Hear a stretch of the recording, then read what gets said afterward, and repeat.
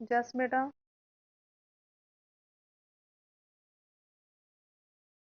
इक्को potential surface होते हैं ऐसे सरफेस जिनमें जो पोटेंशियल है हर पॉइंट, इलेक्ट्रोस्टैटिक पोटेंशियल हर एक पॉइंट पर सेम हो। ठीक है, ऐसे सरफेस को हम इक्को पोटेंशियल सरफेस बोलते हैं। Any surface which has same electrostatic potential at every point is called an equipotential surface. और उसके बाद इसकी जो फर्स्ट प्रॉपर्टी थी वो हमने डिस्कस कर ली थी। No work is done in moving a test charge over an equipotential surface. ठीक है, अगर हम इक्को पोटेंशियल सरफेस की बात, वॉइस नहीं क्लियर आ रही, एक मिनट बेटा।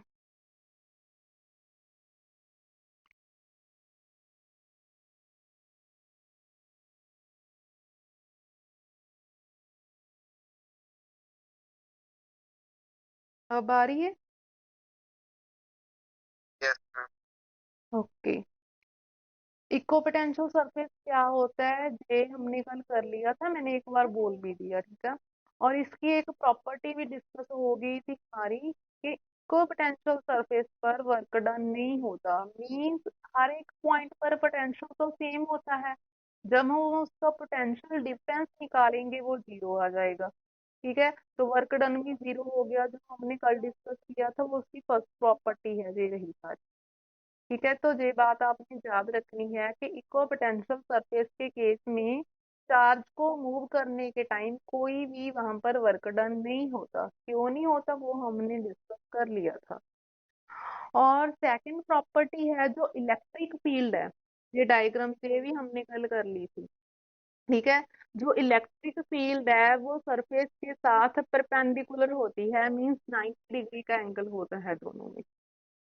ठीक है, इलेक्ट्रिक फील्ड की जो डायरेक्शन है इक्को पोटेंशियल सरफेस के साथ वो परपेंडिकुलर होती है, मींस दोनों जो एंगल है वो 90 डिग्री का बनेगा। ये थी आपकी सेकंड प्रॉपर्टी। और थर्ड है the equipotential surfaces help to distinguish regions of strong field from those of weak field. ये नहीं किया था हमने कल। जो इक्को पोटेंशियल सरफेस है, ठीक है, वो किसमें हेल्प करता है? मान लो हमारे पास टू फील्ड्स हैं, एक में इलेक्ट्रिक फील्ड स्ट्रॉन्ग लग रही है, दूसरे में वीक लग रही है, हम उसे कैसे आइडेंटिफाई कर सकते हैं? ठीक है, जैसे हमारे पास जो एक्सप्रेशन है easy E is equal to minus d V upon d r है, जहां से अगर हम डी आर की वैल्यू निकाल लेंगे क्रॉस मल्टीप्लाई करके, तो डी आर है वो इलेक्ट्रिक फील्ड के इनवर्सली प्रोपोर्शनल आ गया।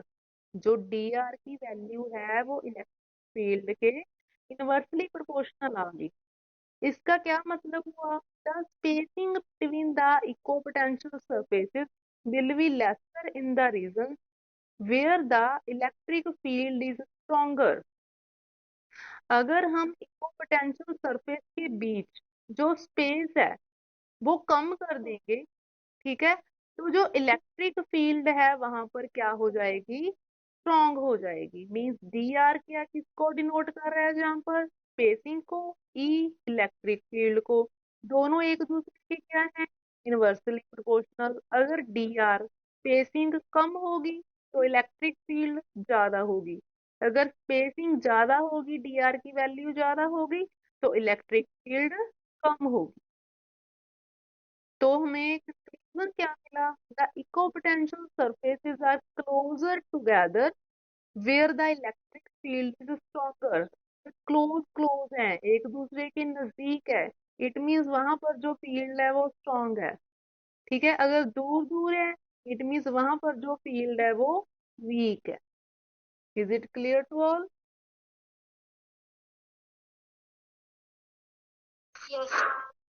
ओके। और उसके बाद आ गया आपका fourth point, the equipotential surfaces tell the direction of the electric field. ये हमने और जस्ट बेटा,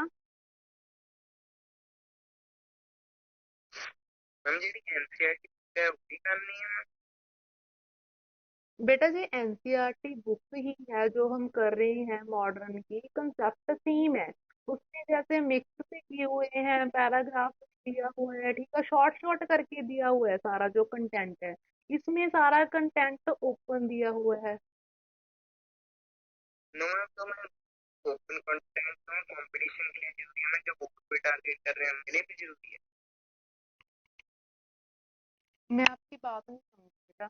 जो एनसीईआरटी एंड मॉडर्न दोनों का जो सिलेबस है, कंटेंट है, वो सेम ही है, बस रिप्रेजेंट डिफरेंट वे से किया हुआ है। चाहे आप वो भी बुक द्वारा रेकमेंड की जाती है तो। बेटा जी एनसीईआरटी वो सारा जो मॉडर्न में है ना, ये एनसीईआरटी ही है, वही मैं तुमको समझा रही हूँ कि आप कंफ्यूज मैम मत वो तो हो। मुझे पता है हम्म। मैम, इसके अंदर थोड़ा डिटेल है ज्यादा मैम, इसके अंदर सिंपल है मैम। बेटा वो समझ में नहीं आएगा डिटेल के बिना। जो एनसीईआरटी में है वो शॉर्ट शॉर्ट लग रहा है ना देखने को, आपको लग रहा है जी ज्यादा डिटेल में है। चीज वही है जैसे हम बुक में से जब नोटबुक पर डेरिवेशन करते हैं, अपने आप 3 4 स्टेप एक्स्ट्रा आ जाते हैं। वो चीज है बस, और कुछ नहीं। वो समझ में नहीं आना आपको, शॉर्ट इतना शॉर्ट किया हुआ है ना वो समझ में नहीं आता है। ठीक है, फिर भी आपने ट्राई करना है, कर सकते हो, चीज सेम ही है दोनों। और आपके बोर्ड एग्जामिनेशन के लिए जो हम कर रहे हैं वो सफिशिएंट है। ठीक है, और जो 2 डेज हमने रखे हैं उसमें आपको ये सारा क्लियर हो जाएगा कि किस चैप्टर में किस कंसेप्ट से क्वेश्चन कैसे बनकर आएगा। इसीलिए एक्स्ट्रा क्लास स्टार्ट करनी है। ओके। ओके। हम्म। और जो एनसीईआरटी क्वेश्चन है वो तो करनी ही करनी है, चाहे एनसीईआरटी बुक से कर लो चाहे इससे कर लो, वो सेम ही है जहाँ से मर्जी कर लो। उसके बाद आता आपका एक property just no two equipotential surface can intersect each other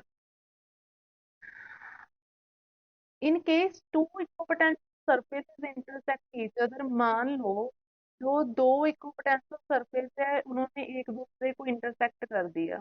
then at their point of intersection, जहां पर उन्होंने इंटरसेक्ट किया उस पॉइंट पर there will be two values of electric potential.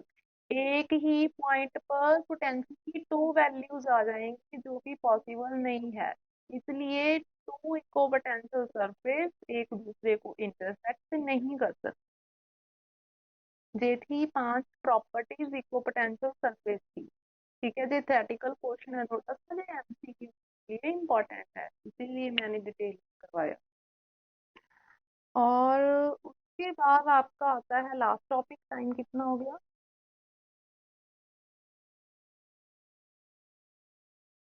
Time हो गया ना? चलो कोई बात नहीं। आपका ना नेक्स्ट पूरा रिकॉर्ड नहीं हुआ, मैं स्टार्ट करना भूल गई, थोड़ा सा ही रिकॉर्ड हुआ है, ठीक है, उतना ही डाल दूंगी। जहां तक क्लियर है सभी को? ओके। लास्ट टॉपिक है, इसे भी थोड़ा सा ओवरव्यू दे देती हूँ, तो आपका जो इक्को पोटेंशियल सरफेस का टॉपिक है वो खत्म हो जाएगा। ठीक है, टू ड्रा इक्को पोटेंशियल सरफेस, इसमें जो थ्योरेटिकल क्वेश्चन है वो बिल्कुल नहीं करना। ठीक है, आपने हेडिंग के साथ डायग्राम पर कंसंट्रेट करना है। ठीक है, कि अगर यूनिफॉर्म इलेक्ट्रिक फील्ड में इक्को पोटेंशियल सरफेस को ड्रा करना हो कैसे होगा, मीन्स जो एरो लगे हुए हैं उससे रिप्रेजेंट करेंगे। ठीक है, for an isolated point charge के केस में क्या होगा, कंसेंट्रिक सर्कल्स बनेंगे, जैसे कि फिगर 4.11 में शो किया हुआ है। आपने ये डायग्राम अपने माइंड में फिट करनी है बस, कि आपको देख के पता चल जाए कि कौन से केस की डायग्राम है ये। और थर्ड क्या है, for a system of 2 point charges, उसमें 2 केसेस आ गए, एक सेम चार्ज है एक ऑपोजिट चार्ज है।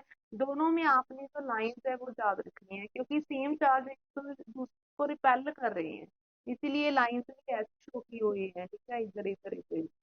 ठीक है, और जो ऑपोजिट चार्ज है वो एक दूसरे को अट्रैक्ट कर रही हैं, उनकी लाइंस भी शो। क्लियर है? इसे देख लेना, कोई डाउट होगा तो।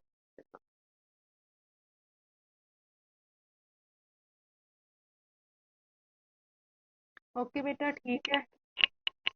कल मिलती हूँ क्लास में।